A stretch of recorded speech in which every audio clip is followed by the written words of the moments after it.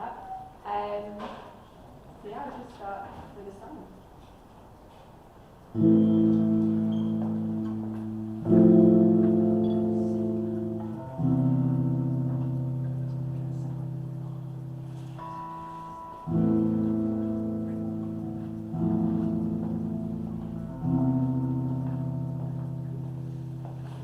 Keep your circle close, filtering small dose auditions for more.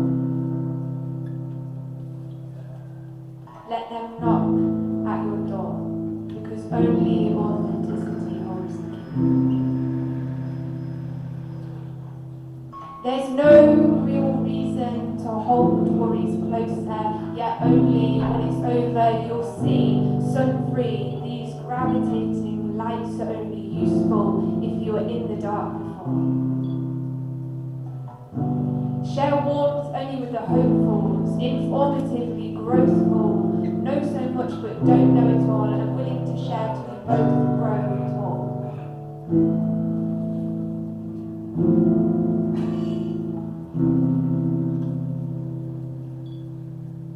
When you start something you don't always know is true, till the sound starts to move through you. When you meet someone you don't know who they are, but this feeling inside just takes it too far. When you want something it will turn you blind, and you have to use another man's eyes. Oh, it was a weekend of disappointment. The letdown was greater twice again. I felt far away from the love I spent, but somehow there was nothing to fear. When everything fell away from us, 'cause you were still stood here. It all seemed lost, it all seemed wrong. I didn't know how we were all gonna get along in the long term. Maybe I just need you.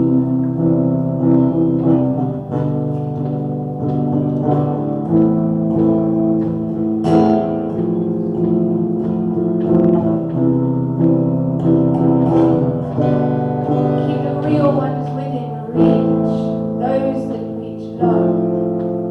Surrounded, footfall grounded to a road less traveled, yet still abundantly whole. 'Cause we traveled in circles, I tell you, in circles, I tell you, keep your circles close. Yeah, we traveled in circles, I tell you, in circles, I tell you, keep your circles close, keep your circles close.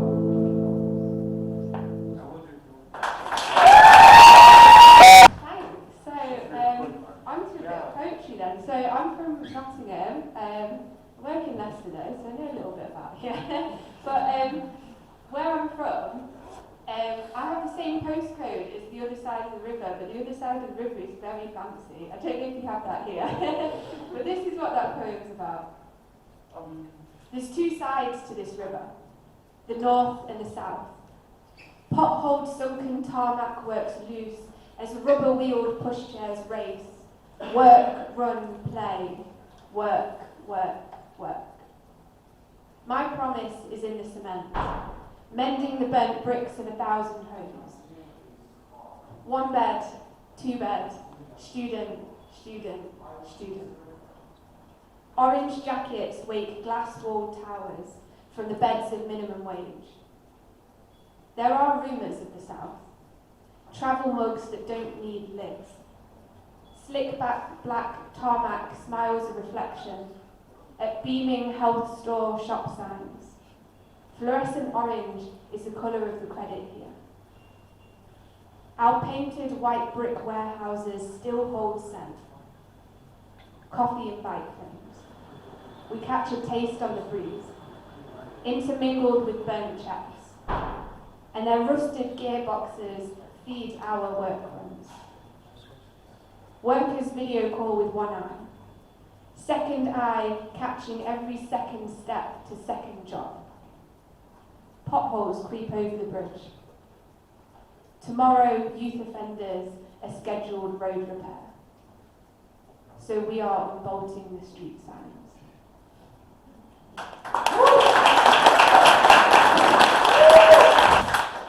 So I find myself talking a lot about kind of places and buildings and things, and a lot of what I'm working on at the moment is about gentrification. So don't know if this resonates with anybody, but yeah. A man got shot down the road from my house, and whether I like it or not, both shooter and shot are part of my community. Now, in all honesty, it shook me, but it's nothing I haven't heard before, and it hit something different outside your front door. I watched him fall to the ground from the corner of my curtain, uncertain what to do. His friends were all around him, but when they ran, I just hoped he'd see it through. On closer inspection, the man was 16.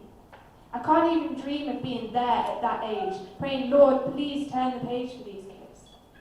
But the windows stayed shut. Residents stayed put, for fear of involvement over life. We were scared it wasn't even knife crime, as if that's where we draw the line, accustomed to violence of sorts. Now, two choices here. Sell my house and run in fear, or invest. Because it's in my best interest to make sure there's a life to step out to if these kids choose it. This is my community, and I will not abuse it by running to higher ground.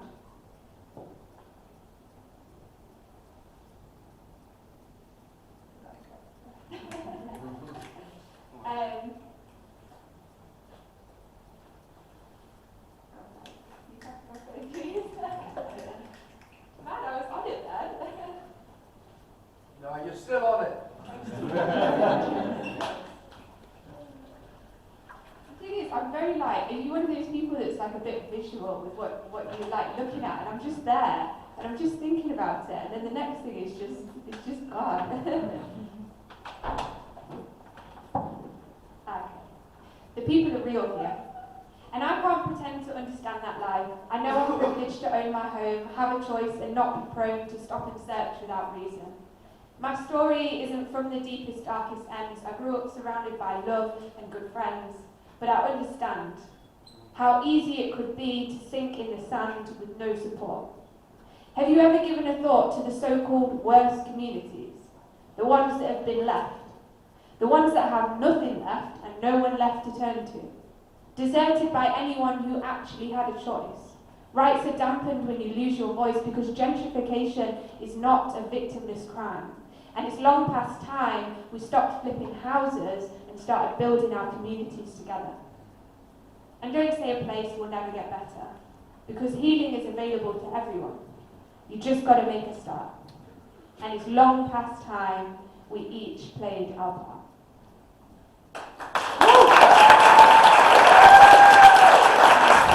So when I bought my house, I was lucky enough to do that 3 years ago now, and there was 10 people living in it before I got it. And for context, it's a little like 2-bed like Victorian terrace house. Like it's not room for 10 people, but that's a whole other conversation on HMOs. But this is kind of like my conversation with the house as I've like found things and done it up and gone along that path. This house breathed a sigh of relief when I found it. Embossed paper skin worn thin and peeling from water damage. Revealing scarred yellow plaster patched with pink. Every wall, every door, and every light switch had been whitewashed, with a level of carelessness that slumped in thick trailing drips towards the floor, meeting pitted wooden boards in some loose acknowledgement of a handshake. Upstairs had been patched with mismatched carpet remnants, as if to smother the life out of these fading remains. But it was obvious, in every crack, every split, every leaking pipe and loosened brick, that there was still life here. I'd hesitated on the edge of the pavement alone for a while, hand clutching a single key, but 3 doors faced me, one without lintel, one chained to a breeze block alley, and one that would later lock me on the outside, perhaps to keep me from the damage I would also cause this house. Stained living room walls spoke in gurgled tones of poorly patched pipes, a story relayed by the bowed bathroom ceiling as it paid its respects to the floor, before finally retiring on a bed of worn, striped lino. In the yard, seemingly immortal shrubbery invaded the boundaries, so full of life that any sense of control that I had been lured into from their frostbitten roots was quickly dispersed at the first summer's day, as they arrogantly crept up to the foot of my makeshift brick fire pit. Trees sprouted between the wrinkles of the concrete. Uneasily, this house was forced to welcome my occupancy, and all was repaid with a crack from the sledgehammer in my hand, and on lifting that first slab, I saw home.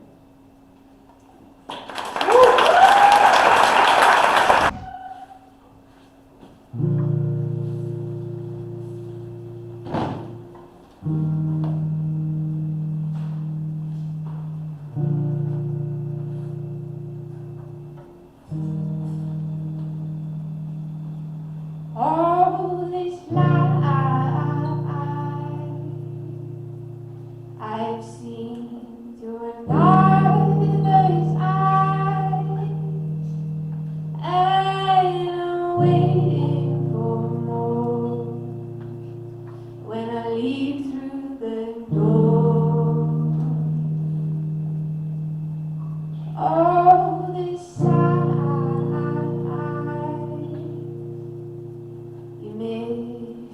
your closed eyes when you come up for air, I might not be there.